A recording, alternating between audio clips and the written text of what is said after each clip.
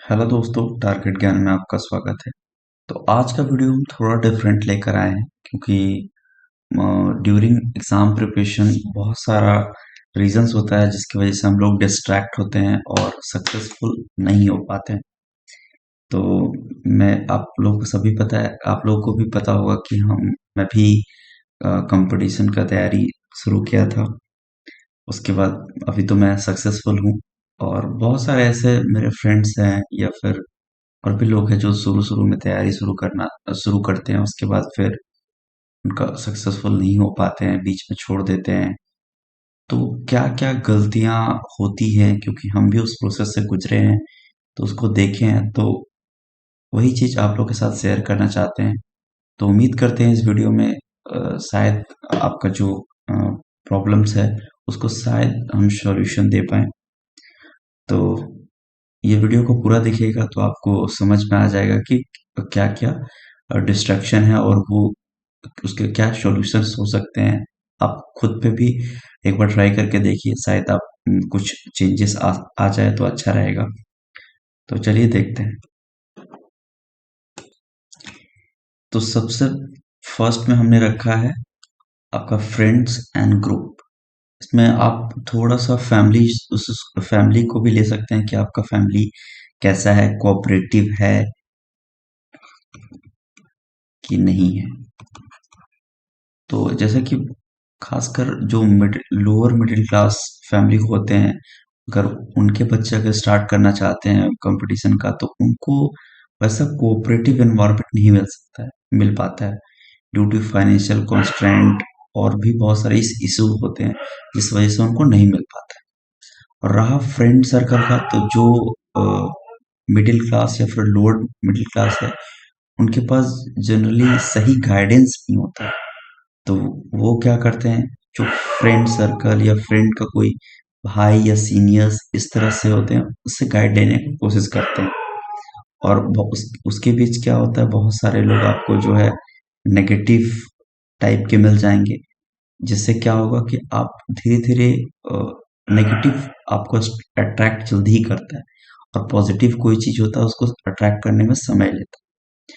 तो जनरली हम लोग उसकी ओर अट्रैक्ट होता रहते हैं। अगर कोई बोलता है कि आपने मान लीजिए एसएससी का तैयारी शुरू करना है, तो बहुत सारे अभी जो के ट्रेंड में बोलेंगे कि उसमें नॉर्मलाइजेशन होता है, उसमें लक फैक्टर है, मेहनत से कुछ नहीं होता है, कम लोगों का सिलेक्शन होता है।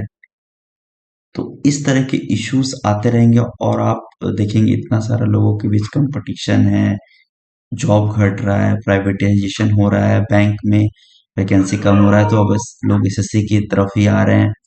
तो इस तरह के बहुत सारे रीजंस आएंगे और आपको लगेगा कि हाँ, ये बात तो सही है। बट ट्रस्ट मी फ्रेंड, अगर आपका मोटिव सही है, आपका डायरेक्शन सही है, तो ये सब कुछ नहीं रखता है। और मैंने ही बहुत सारे एग्जाम क्वालिफाई किए हैं। तो आप भी ये सब से दूर रहिए, और जो भी ऐसा फ्रेंड्स या ग्रुप ऐसा लगता है जहाँ पे नेगेटिविटी है, उसको तुरंत छोड़ दीजिए, चाहे वो आपका वेरी वेरी क्लोज फ्रेंड ही क्यों ना हो। Just live it. आप एलोन स्टडी करिए, वो बेहतर है। बट ये जो टॉक्सिक एलिमेंट है, वो आपको जो पीस ऑफ माइंड, ये वर्ड बहुत इंपॉर्टेंट रखता है और मायने रखता है। जहां आपका पीस ऑफ माइंड बहुत अच्छा है, आप वहां पे बहुत पावरफुल है, आप कुछ भी कर सकते हैं। सो इस पे फोकस करिए। आपको जिसमें पीस ऑफ माइंड, शांति मिलता है, वहां पे आप ढूंढिए। उसमें अगर कोई क्लोज फ्रेंड या कुछ भी हो, सबको छोड़ दीजिए। इवन समटाइम्स किसी किसी के फैमिली में, मेरे ही फ्रेंड में एक इशू हो गया था कि उसके फैमिली में इन्वायरमेंट अच्छा नहीं रहता था, झगड़ा होता रहता था, और पढ़ने के लिए कोई नहीं है साथ में उस तरह का, और आसपास में फ्रेंड भी उसके अच्छे नहीं है। तो आप लाइब्रेरी का सहारा ले सकते हैं। लाइब्रेरी में जनरली सब, वहां पे भी आपको क्या है कि बहुत सारे लोग डिफरेंट डिफरेंट टाइप के इशू बात करेंगे। आप चुपचाप जाइए, अपना जो डायरेक्शन गोल है उसको सेट किए हैं, उसके अनुसार चुपचाप पढ़ते रहिए। फ्रेंडशिप लाइब्रेरी में भी कम करिए। अब जितना फ्रेंडशिप कम रखेंगे और जितना खुद पे फोकस करेंगे उतना जल्दी आपका सिलेक्शन होगा। अब जितना आप मैं अपना जर्नी बताता हूँ। मैंने करीबन 3 इयर्स 2 इयर्स कंप्लीटली फ्रेंडशिप सब कुछ छोड़ दिए थे। It's very person to person कि आपका फ्रेंड सर्कल कैसा है, आपके ग्रुप कैसे हैं। तो इस हिसाब से आप डिसाइड करिए। और ये बहुत इम्पोर्टेंट और रखता है और मायने रखता है कि आप सही में गवर्नमेंट जॉब लेकर जाएंगे या नहीं लेकर जाएंगे। वरना आप फिर बहुत सारे ऐसे फ्रेंड होंगे जो आपको बीच में कहीं घूमने या फिर जाने के लिए बोलते रहेंगे। और ये अगर डिफरेंट डिफरेंट ग्रुप्स है तो फ्रेंड का, तो हर सर्कल में आपको इसी तरह का सोशल ब्लैकमेल्स और ये सब होता रहेगा। तो आप कितने के साथ जा सकते हैं, कितने के साथ टाइम देंगे। तो कभी कभी बीच में एक आध ठीक है, लेकिन आप बहुत एक्सेसिव फ्रेंडशिप रखते हैं, उसके साथ सोशलाइज होने का कोशिश करते हैं, तो ये थोड़ा हार्मफुल हो सकता है। तो इस पे फोकस करिए। दूसरा है नॉट क्लियर अबाउट गोल्स। आप क्या करना चाहते हैं वो सही से डिसाइड नहीं कर पा रहे। आप एसएससी करना चाहते हैं, बैंक करना चाहते हैं, या फिर पीस या पीसीएस का कोई एग्जाम देना चाहते हैं, या यूपीएससी देना चाहते हैं। ये सब में बहुत कंफ्यूजन होता है। और अगर आपका गोल सही नहीं है, आप फोकस्ड नहीं है, तो आपको टाइम लगेगा। अगर आप केवल एसएससी करना चाहते हैं तो केवल एसएससी ही करिए, तो आपको जल्दी सक्सेस मिलेगा। क्योंकि सब में डिफरेंस है, सबका पैटर्न अलग है, सबका पढ़ने का तरीका अलग है, सब में क्वेश्चन अलग तरीका से पूछा जाता है। कुछ कुछ कॉमन है बट सब में डिफरेंस है। तो आप जितना फोकस प्रिसाइज रहेंगे अपने आप में, और उतना ही आपका कंसंट्रेशन बढ़ेगा और उतने ही जल्दी सक्सेसफुल होंगे। तो सबसे पहले अपना गोल को क्लियर कीजिए। जितना गोल आपका क्लियर रहेगा उतना जल्दी आपका सक्सेस होने के चांसेस है। उसके बाद not clear about exam pattern and syllabus. 70 to 80% students do not know or aware about this। वो बस आते हैं, तैयारी करना शुरू कर देते हैं और करते रहते हैं। उनको खुद नहीं पता होता है कि वो क्या कर रहे हैं, कौन सा एग्जाम दे रहे हैं, और फिर वो आगे उनका ये क्या मोटिव क्या है, वो करना क्या चाहते हैं, कुछ भी क्लियर नहीं होता है। और वो लोग, बहुत सारे ऐसे बच्चे 60 70 to 80% ऐसे हैं जो कभी सिलेबस नहीं देखते हैं, बस पढ़ते जाते हैं। ना ही एग्जाम पैटर्न अच्छे से फॉलो करते हैं कि वो एग्जाम का डिमांड क्या है। आप एग्जाम का डिमांड को समझिए, ये बहुत इंपॉर्टेंट है। हर एग्जाम में अलग अलग डिमांड होता है। उसमें भी हम धीरे धीरे वीडियो बनाएंगे कि एसएससी का क्या डिमांड है, बैंक का क्या डिमांड है, कोई पीसीएस आप देते हैं तो उसका क्या डिमांड है, यूपीएससी का क्या डिमांड है। इस तरह से तो मैं धीरे धीरे इस सब पर भी बात करूंगा। तो जहां तक मेरा एक्सपीरियंस है और मैंने ओवर द पीरियड्स सारे एग्जाम्स दिए हैं, उसका क्या एक्सपीरियंस रहा और हमने कैसे जॉब पाया, ये सब धीरे धीरे आप लोग को शेयर करेंगे। तो सबसे पहले आप करिए कि आप जो भी एग्जाम दे रहे हो उसका एग्जाम पैटर्न, उसका एग्जाम का क्या डिमांड है, रिक्वायरमेंट है, उसका सिलेबस, उसके बाद प्रीवियस क्वेश्चन पेपर इंपॉर्टेंट है। प्रीवियस ईयर क्वेश्चन पेपर को ध्यान से देखिए, पढ़िए उसको। और खासकर बैंकिंग में तो क्या है कि उसको बैंकिंग में मेमोरी बेस्ड क्वेश्चन बोलते हैं, उस पे आप फोकस करिए, उसको देखिए, पहले उसको सॉल्व करने का कोशिश करिए। अगर कोई टॉपिक आपका खत्म होता है तो उसके बाद आप मेमोरी बेस पे आइए, प्रीवियस बेस पे आइए। इससे आपको कॉन्फिडेंट बढ़ेगा। आप अननेसेसरी का क्वेश्चन सॉल्व करने की कोशिश करेंगे तो आपका टाइम जाएगा, आप एग्जाम में टैकल नहीं कर पाएंगे। क्योंकि बहुत कुछ है, सिलेबस सबका वास्ट है, मटेरियल एम्पल पड़ा हुआ है, आप जितना करेंगे उतना ही कम है। तो तो ये सब पे आप थोड़ा फोकस करिए। उसके बाद अगला देखते हैं। ये ह्यूमन नेचर होता है प्रोकास्टिनेशन का, हमेशा चीजों को डिलीट करना। आज कल परसों इस तरह से ऐसे हम लोग चीजों को डिलीट करते रहते हैं, और वो एक समय ऐसा आता है कि हेवी बर्डन हो जाता है। उसके बाद हम चाहते हैं कि उसको छोड़कर अब नेक्स्ट शुरू करते हैं, फ्रेश शुरू करते हैं।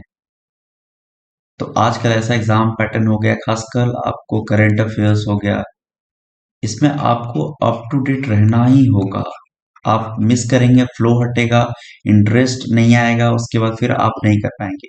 और बैंकिंग एग्जाम ऐसा हो गया कि आप करंट अफेयर्स को अवॉइड नहीं कर सकते। आपको पता ही है अभी नाबार्ड में सारा जो रीजनिंग वगैरह है, मैथ्स है, वो सबको हटा दिया। केवल सिलेक्शन होगा आपका करंट अफेयर्स और उसके बाद फिर एग्रीकल्चर एंड रूरल डेवलपमेंट पे। तो आप सिनारियो को समझिए। और आपको पता ही है एलआईसी हो गया, या फिर बहुत सारे एग्जाम्स है जिसमें करंट अफेयर्स का अच्छा वेटेज है। अगर आप करंट अफेयर्स अच्छा करते हैं तो एग्जाम इजीली क्वालिफाई हो जा रहा है। आपको पता है कि टाइम कंज्यूमिंग के कारण मैथ रीजनिंग डिफिकल्ट होता है, खासकर मेंस में, और उनका पैटर्न अगर चेंज हो गया तो और भी दिक्कत होता है। तो आप करंट अफेयर्स पे फोकस कर सकते हैं, ये हम हर जगह आपको फायदा करता है। तो और चीजों को टालना कम कीजिए। और आप कैसे कम कर सकते हैं? आप डेली अपना जो रूटीन है उसको रात में बना लीजिए और उसके अनुसार फॉलो करने का कोशिश करिए। आप अगर 60 to 70% भी उसको फॉलो करते हैं ना डेली, तो आप एक अच्छे जोन में होंगे, और धीरे धीरे आपका हैबिट भी चेंज हो जाएगा। It's all about habit. ये धीरे धीरे आपका हैबिट होता रहता है, तो ये दिक्कत करता है। तो चेंज करिए हैबिट, अपना डेली जो है उसको गोल बनाइए और उसको अचीव करिए, इससे आपको मोटिवेशन भी मिलेगा। अब रिलेशनशिप इशू, बहुत सारे बच्चे, ऐसा ही एज होता है जिसमें बॉयफ्रेंड,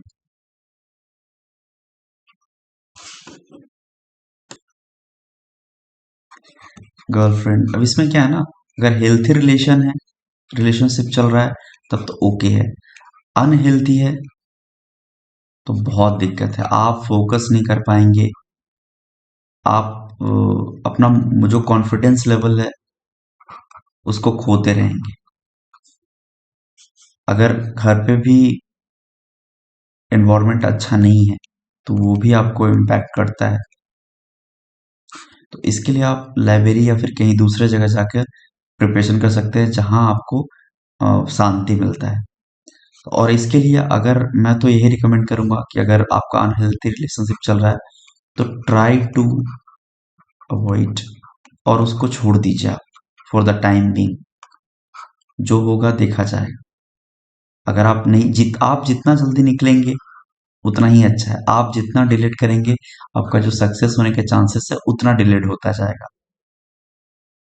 तो ये सब पे फोकस करिए। बहुत सारे जो कैंडिडेट हैं ये सब में फंस कर बस रह जाते हैं, मतलब उनका सिलेक्शन नहीं हो पाता है, और अल्टीमेटली दोनों एक दूसरे को ब्लेम करते हैं कि हम आपकी वजह से नहीं कर पाए, वो उसकी वजह से नहीं कर पाए। अल्टीमेटली जो भी आपका ड्रीम रखे हैं कि अच्छा से जॉब करेंगे दोनों, फिर आगे बढ़ेंगे, शादी होगा, ये सब सब धरा का धरा ही रह जाता है अगर आप अपने गोल को अचीव नहीं कर पाते हैं।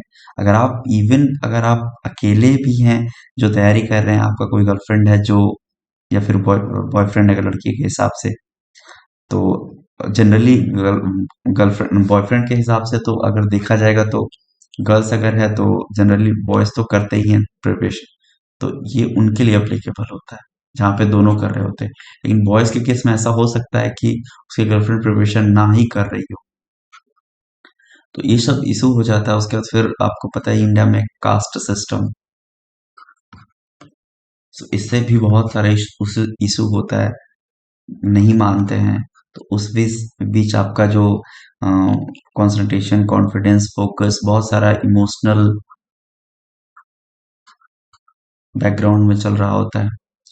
तो जस्ट लीव इट, जितना आप जल्दी निकलेंगे उससे उतना ही अच्छा रहेगा। और उसके बाद देखा जाएगा जब सिलेक्शन हो जाएगा तो ये बोलना थोड़ा मुश्किल है, बट थोड़ा टफ डिसीजन तो लेना ही पड़ेगा। क्योंकि ये आपका लाइफ का सवाल है। आप एक एग्जाम निकालते हैं, आपको लाइफ भर अगर कुछ गलत ज्यादा नहीं, कुछ गलत ऐसा नहीं कर देते हैं तो आपको निकाला नहीं जाएगा। लेकिन आप अगर उस चीज को ही अचीव नहीं कर पाते हैं तो ऐसे ही आप रिजेक्टेड हो, तो कोई फायदा ही नहीं है उसका। उसके बाद सोशल मीडिया आज सभी को, और सोशल मीडिया हर युवा का मतलब क्या बोलते हैं, फर्स्ट प्रायोरिटी है। विदाउट सोशल मीडिया आप कैसे, आप रह नहीं सकते इस तरह का। तो आप इसके लिए क्या कर सकते हैं, जब आप स्टडी कर रहे होते हैं, आपका जो रूटीन है उसके उस समय आप इसको अवॉइड कर सकते हैं। आप फोन को दूर रखिए। अगर आप फोन से प्रिपरेशन कर रहे हैं तो उसमें आपका फोन जो ऐप लॉक होता है सोशल मीडिया का, वो आप यूज कर सकते हैं, आपको मिल जाएगा। ये मैंने यूज किया था और अभी भी करता हूँ। इससे काफी मतलब अच्छा फील होता है, क्योंकि आप अगर ऑन करके रखते हैं, आपका मैसेज आएगा, आप देखेंगे, फिर आपको रिप्ले करने का मन करेगा, अच्छा किसने क्या मैसेज किया, इस तरह का फिर बैकग्राउंड में चलता रहता है। तो बहुत डिस्ट्रैक्शन होता है। तो आप यू जो ऐप लॉक होता है उसको यूज करिए, या फिर कुछ ऐसा आपके मोबाइल में सेटिंग है जिससे उस ऐप का नोटिफिकेशन ऐप बंद किया जा सकता है, तो आप उसको बंद करके रखिए ड्यूरिंग स्टडी टाइम। बिकॉज ये आपका इफिशियंसी घटाता है। अगर आप 15 मिनट्स भी 15 मिनट्स भी अगर यूज 5 5 मिनट्स भी अगर आप यूज करते हैं तो ये डिस्ट्रैक्ट करता है। और आप एक टाइम रखिए कि आप कब सोशल मीडिया यूज करेंगे, कब नहीं करेंगे। मोस्ट प्रोबेबली मैं करता था केवल नाइट को सोने से पहले, ताकि कोई भी जो भी मान लो कुछ ऐसा अनटूवर्ड्स हो गया जो उसमें था जो मुझे पसंद नहीं है, तो रात को सो जाएंगे तो कुछ ऐसा इम्पैक्ट नहीं होगा फिर सुबह होके। और सुबह उठकर तुरंत प्लीज सोशल मीडिया ना खोले। कुछ ऐसा अगर आप उसमें पोस्ट देख लिए या फिर कुछ ऐसा मैसेज देख लिए जो आपको नहीं पसंद है, तो फिर आपको उस दिन का आपका पूरा बेकार हो जाए। तो वो सब शाम को या फिर रात को देख सकते हैं। और जब आप पढ़ रहे होते हैं तो मोबाइल फोन को, या फिर जो आपका वो जो तरीका बताया उसको आप फॉलो करिए। तो ये वीडियो आपको कैसा लगा? ये वीडियो थोड़ा लंबा हो गया है, तो आप कमेंट करके मुझे बता सकते हैं कि ये वीडियो आपको कैसा लगा। थैंक यू, धन्यवाद, जय हिंद।